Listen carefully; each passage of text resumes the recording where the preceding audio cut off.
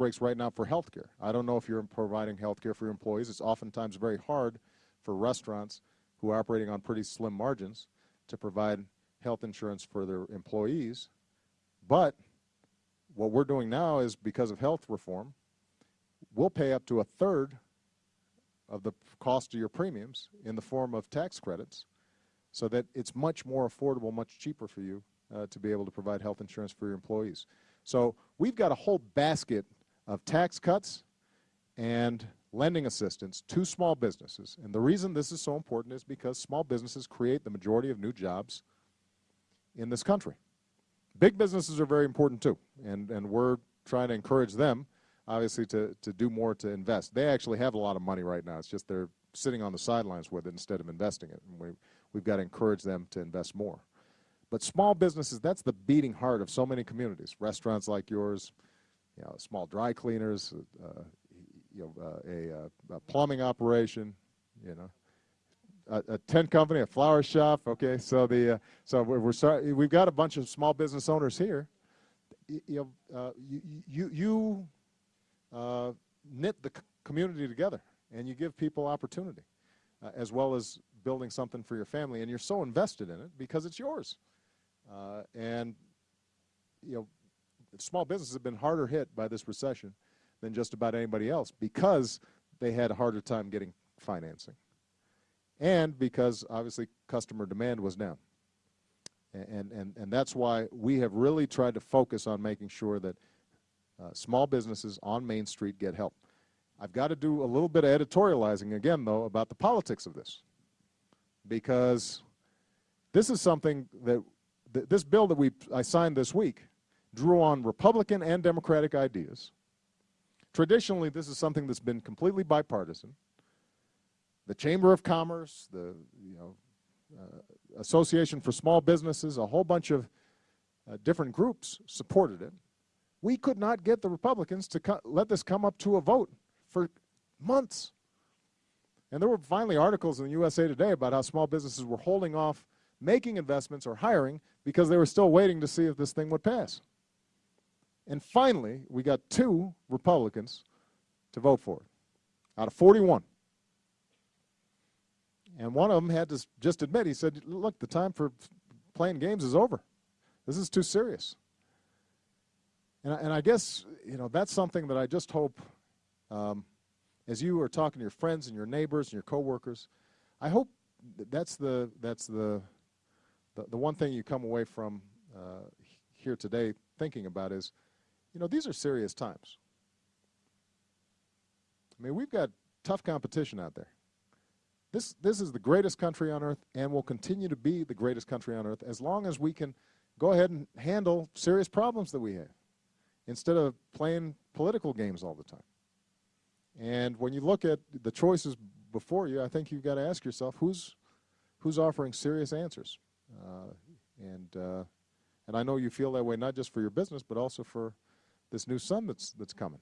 Yeah, have you thought about Barack as a name?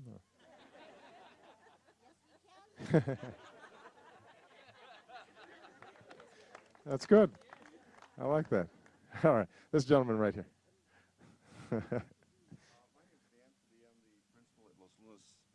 My name is Dan Pitty. I'm the principal at Los Lunas High School. Well, it's great to see you. And thank you, sir. Now, has somebody given you a pass yes, to be off campus? And yes, okay. they do. As a matter of fact, right. I'm really proud. Etta is my counselor at my high school. So thank you all and welcome to New Mexico.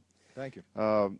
This statement, I promise my students every day, my students are my mission every day, and what they think and what they do is important to all of us. And I have a statement from Miss Valerie May's AP class, and it could be a statement and a question from any high school group of students. And it says, welcome President Obama to New Mexico. And it says, we are all concerned and sometimes scared that there will be no money for us to continue our education. While we seem to be the target and the gauge on how much money our school and state gets, what assurance will we have that we will be rewarded for good work?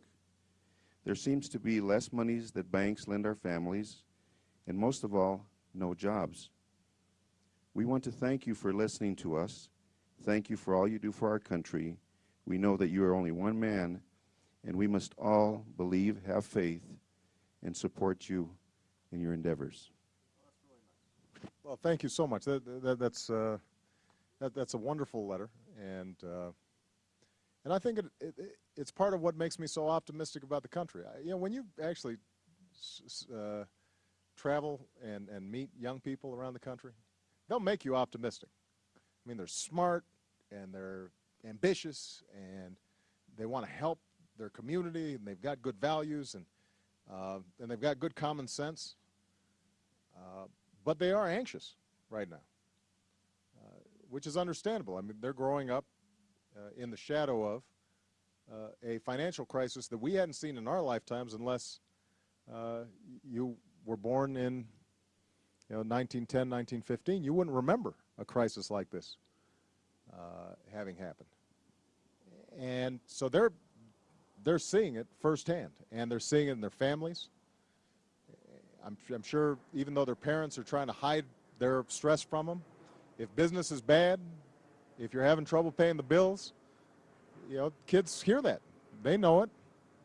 And, some of the letters that are most heartbreaking for me when I get a group of letters every night that I read from people all across the country. It's selected from the 40,000 emails and letters that we get. And sometimes it's letters from children, and they'll write to you about, my dad lost his job, and he just doesn't seem the same, and, is there something you can do?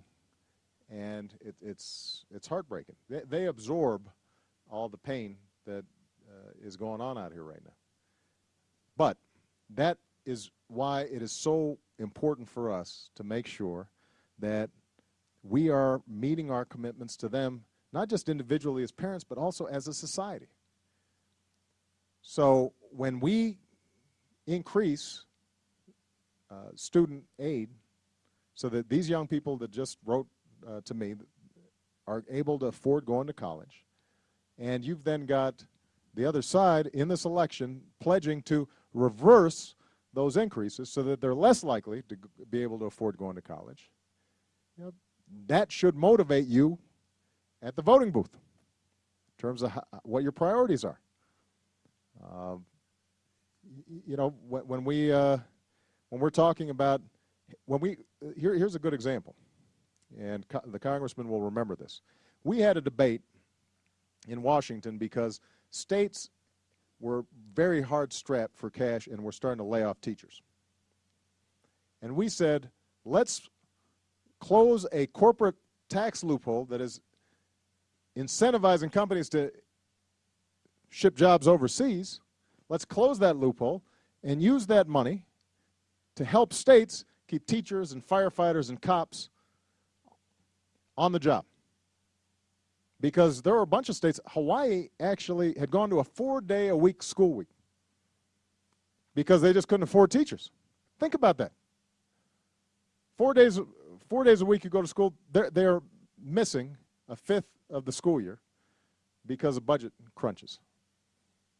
And so we said, well, that's not acceptable. Let's just close this tax loophole that even the companies that were using the loophole couldn't really defend. So we closed it. The leader of the Republicans in the House, he fought us tooth and nail to do that.